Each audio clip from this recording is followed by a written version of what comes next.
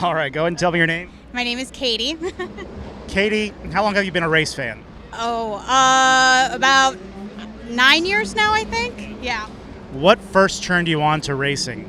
But for actually, the actor Patrick Dempsey turned me on to racing. He did an interview, and I was like, the only thing I ever knew about was the Indy 500 and NASCAR.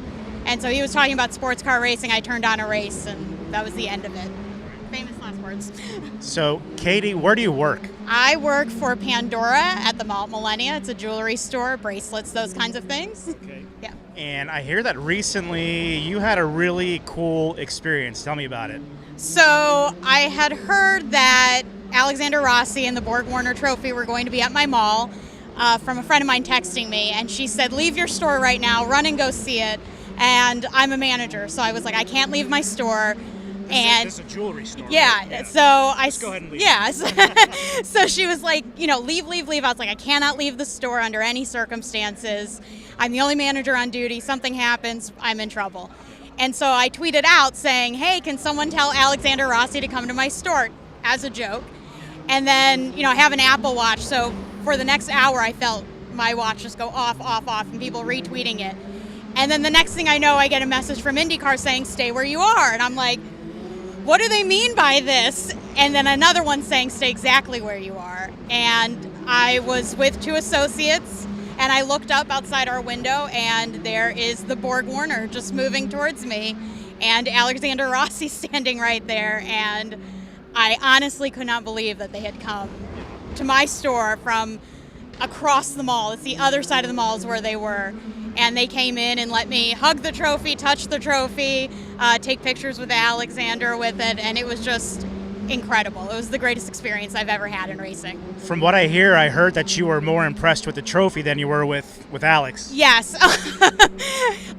I'm a big Rossi fan. I think what he did at the Indy 500 was really impressive his first time out. But, the trophy, I'm obsessed with racing history, and I think what the Indy 500 represents in racing, that drive towards constant improvement and changing the way people drive their own cars at home, all of that is represented at the history of the Indy 500. So the Borg Warner to me is the epitome of what racing is, and it's celebrating those legends that have done the seemingly impossible. And so I saw, I've met Alex once or twice in an autograph line, so I was like, hey, good to see you, but I've never gotten to see the Borg Warner up close. So it was like, this is incredible, and just being able to really look at it and see those faces and the names, it was just so moving for me to be able to see those things in person. And I did cry, so there is that. I did start crying.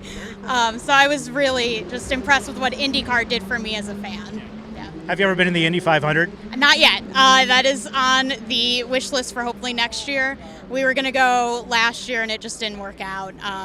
So my big two left on my list are the Indy 500 and, of course, Le Mans. So the Indy 500 will probably come first. I have family in Chicago, and they keep saying, you have to come. So hopefully next year. Yeah. You were talking about Alex. I told Alex, I request off the Indy 500 every year. It's a religious holiday for me. It's, there's nothing better than watching the Indy 500. So I want to get to more INDYCAR races, and it's just such an incredible sport full of absolutely incredible people, and I've really enjoyed getting to know everyone. And I always say, coming to St. Pete after the Daytona 24-hour and before the Sebring 12-hour is a relaxing party, because it's just so much fun here, and the energy is great. So everyone tells me every INDYCAR race is like that.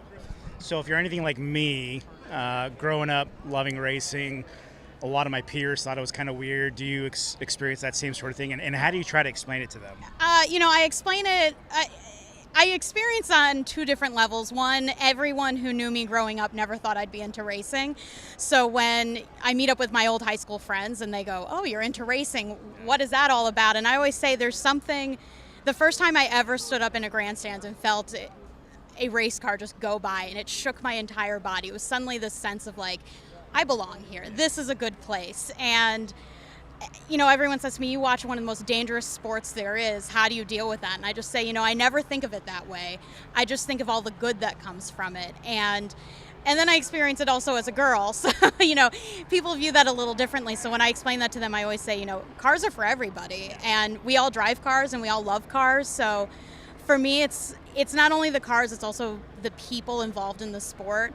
And most of the time, if I've gotten people to a race with me, they tend to walk away going, oh, this makes a little more sense. Yeah. All right. Okay. Well, thank you very much. Thank for your time. you. It was